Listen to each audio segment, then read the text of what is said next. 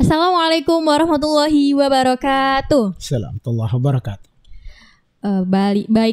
Balik lagi dalam acara ngobrol inspiratif. Sebelum kita masuk ke acara ngopi, Uhti Hana ingin menyapa dulu nih Sobat Al-Hidayah. Oke, gimana kabarnya Sobat Al-Hidayah hari ini? Sehat. Ya, Uhti harap semuanya dalam keadaan sehat, dalam keadaan bahagia, dan selalu dalam lindungan Allah Subhanahu Wa Taala. Amin amin ya robbal alamin. Oke, baiklah, dalam acara kali ini sebelumnya Uhti Hana ingin memperkenalkan dulu narasumber kita pada kali ini. Beliau ini adalah sosok yang masya Allah sekali, sosok ulama di Provinsi Jambi.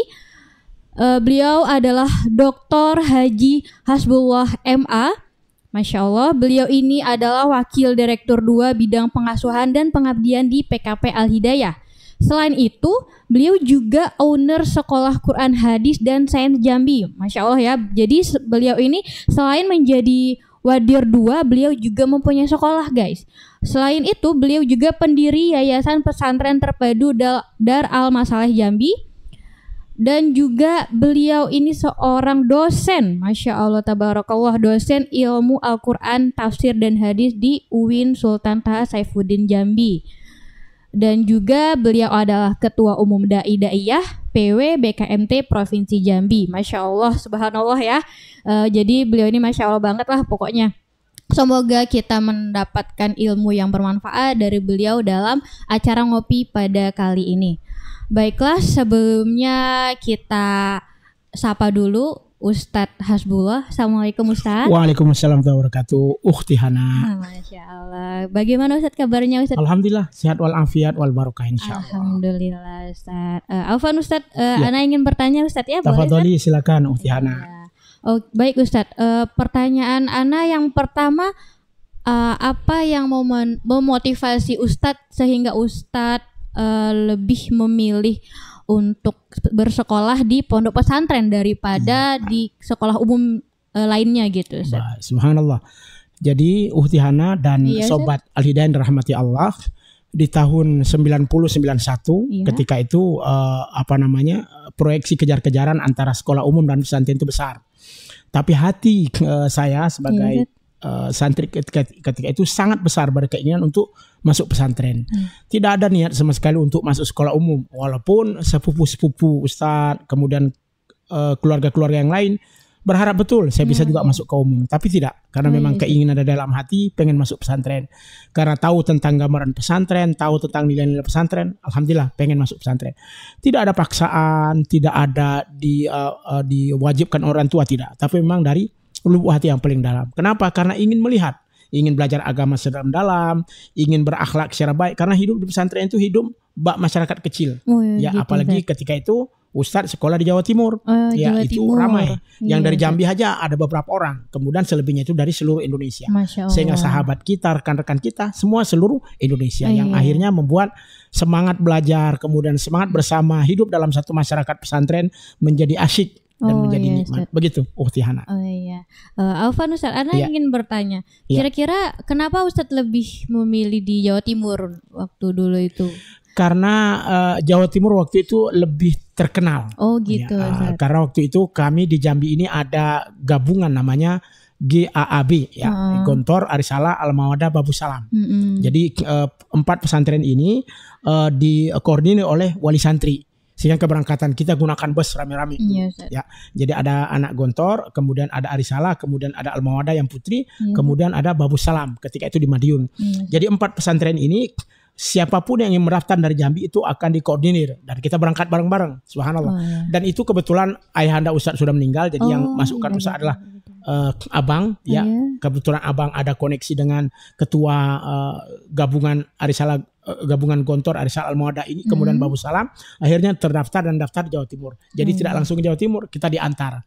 Dan itulah yang menjadi pemilihan, karena memang kebetulan Jawa Timur waktu itu menjadi destinasi atau menjadi tempat menuntut ilmu yang paling besar kondisinya dan paling sempurna. Kenapa? Karena pesantrennya besar-besar dan bagus-bagus. Begitu. Masya Allah. Oh iya Ustadz, Anda juga ingin tanya Ustadz. Ya.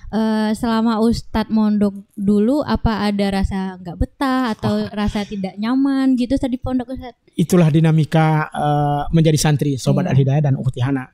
Kalau tidak betah, rasa itu ada.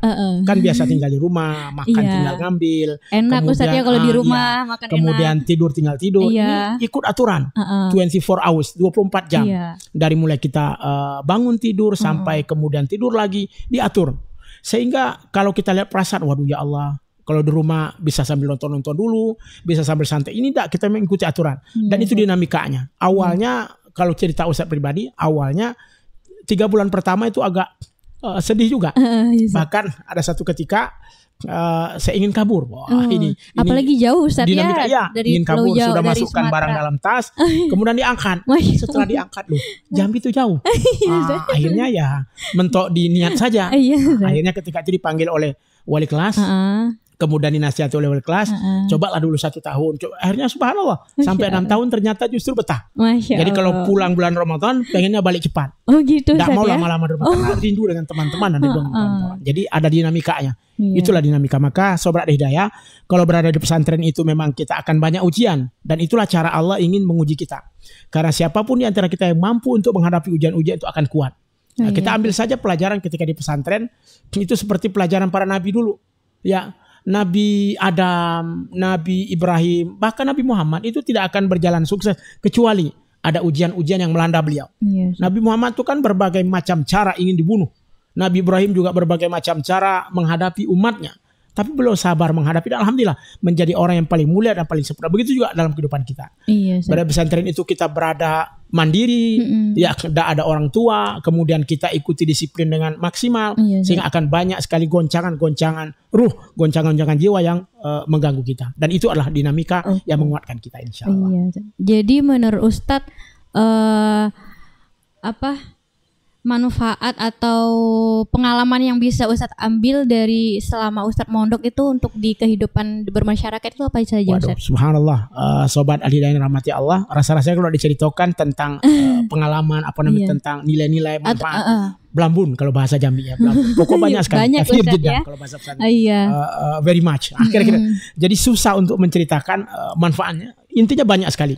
Yang membuat dari pesantren menjadi usaha begini ya karena pesantren. Bisa menjadi ini, menjadi itu, tidak disebut macam-macam. Semua dari pesantren. Dulu waktu di pesantren saya ingat Ustadz ngapal mahfuzat itu susah nih. Bahkan Ustadz kok sering ya kalau di pesantren itu dipukul rotan segala macam. Pokoknya seluruh badan tuh pernah dipukul. Dan itu asik saja, ya asik saja. Dan ketika maju ngapal mahfuzat itu susahnya bukan main. Tapi hari ini baru terasa susah hafalannya. Tapi setelah keluar baru ada manfaatnya. Mahfuzat itu yang susah-susah dihafal, tapi ujung-ujungnya alhamdulillah sekarang enak sudah ceramah, enak sudah memotivasi. Kenapa? Karena dulu pernah menghafal apa-apa yang dulu dipaksakan oleh pondok. Begitu juga dengan hadis, begitu juga dengan Al-Quran, sehingga alhamdulillah manfaatnya sangat besar. Intinya, pokoknya kalau berada di pesantren sabar. Kalau berada di pesantren itu maksimal, beres lah itu insya Allah. Ya, makanya maksimalkan sobat-sobat Al-Hidayah untuk berada di pesantren dengan maksimal. Jadi jangan takut apakah nanti suram ke enggak. Bahkan kalau kita lihat pemimpin-pemimpinan nasional hari ini semua berasal dari pesantren. Subhanallah. Kita lihat misalnya salah satu di antara presiden yang ada, Gus Dur, alumni pesantren. Kemudian juga ketua Muhammadiyah Din Samsudin, orang pesantren. Alumni. Kemudian juga Hasyim Muzadi, alumni pesantren. Dan orang-orang besar. Kalau kita ulik satu-satu, raso-rasonya hampir mayoritas orang pesantren. Maka kalau tidak menjadi pesantren rugi sekali. Maka dari itu banyak manfaat ketika kita berada di pesantren. Waktu kita memang betul-betul bisa memanfaatkan pesantren. Sehingga ketika kita keluar terasa nikmatnya pesantren tersebut. Berarti begitu, kita kalau di dalam pesantren kita harus banyak bersabar Ustadz ya. Biasalah itu dinamika, sering dimarahi, sering diteriaki, itu biasa. Karena memang itulah proses. Gitu. Masya Allah banget ya. Baik Ustadz, selanjutnya Ana pengen nanya lagi nih Ustadz. Menurut Ustadz, siapa sih yang pantas disebut santri Ustadz? Baik. Santri itu bahasa unik ya. Ada banyak sekali pemahaman ulama tentang makna santri. Walaupun berbeda pendapat. Iya, Ustaz. Ada yang menggunakan by English language, sun, tree. Sun itu matahari, tree itu artinya 3. Nah, sehingga dimaknai bahwa seorang santri harus mempunyai 3 matahari. 3 matahari itu adalah Islam, iman, Islam dan ihsan.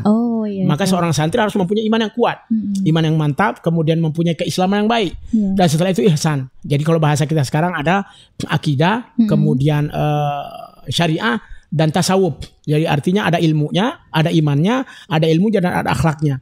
Karena kalau tidak ada di antara salah satunya akan hilang makna santri tersebut. Dan banyak lagi yang lain. Ada lagi santri itu dari bahasa Sanskerta orang nyebutnya. Jadi kalau ditulis Arabnya sin, nun, ta, ro dan ya, santri kayak gitu. Saya mengatakan bahwa santri itu sin itu artinya sabiqun bil khairat. Artinya seorang santri harus terus bermusabaqah, berlomba untuk mengejar kebaikan. Ya, itu sin ya. Kemudian nun, nasibul ulama. Dia sebagai pengganti ulama.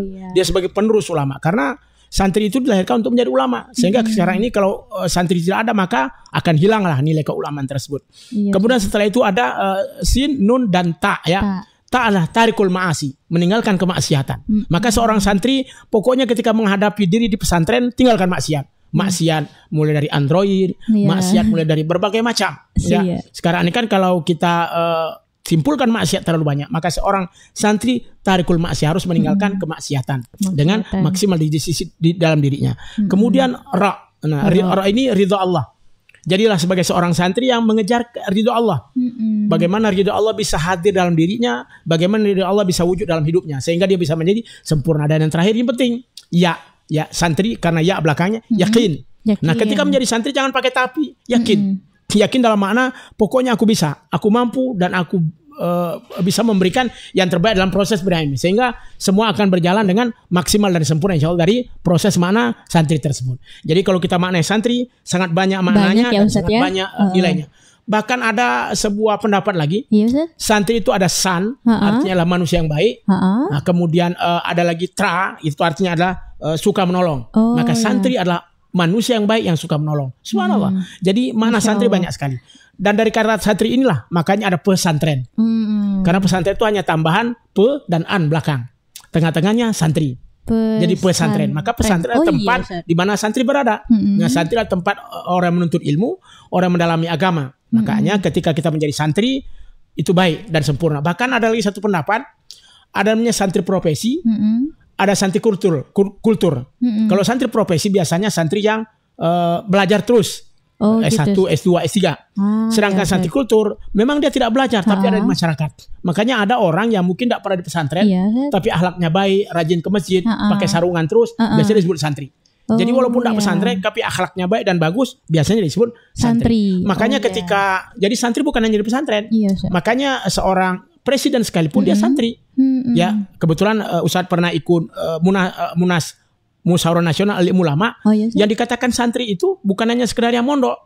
Ya, seperti Ustadz yang sudah mungkin punya jabatan dan dosen dan segala macam pun tetap seorang santri. Bahkan ketika ada seorang rektor pun juga seorang santri. Bahkan ketika ada seorang presiden sekalipun dia tetap seorang santri. Makanya ada hari santri dibuat untuk memberikan kenangan yang baik bahwa santri ada profesi dan juga ada kultural. Jadi semua orang bisa jadi santri. Ya, gitu, Masya Allah, luar biasa sekali ya.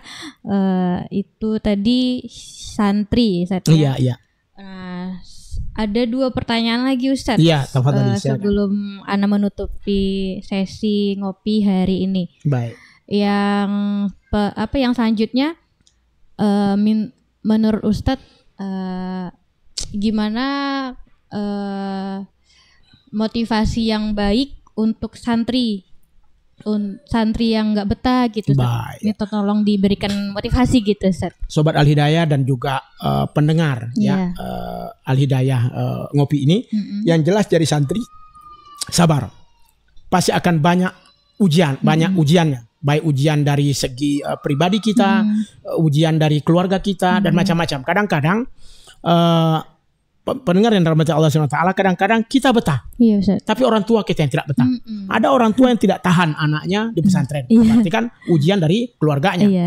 Ada santri betah, kemudian juga ada orang tuanya oke, tapi santrinya tidak betah.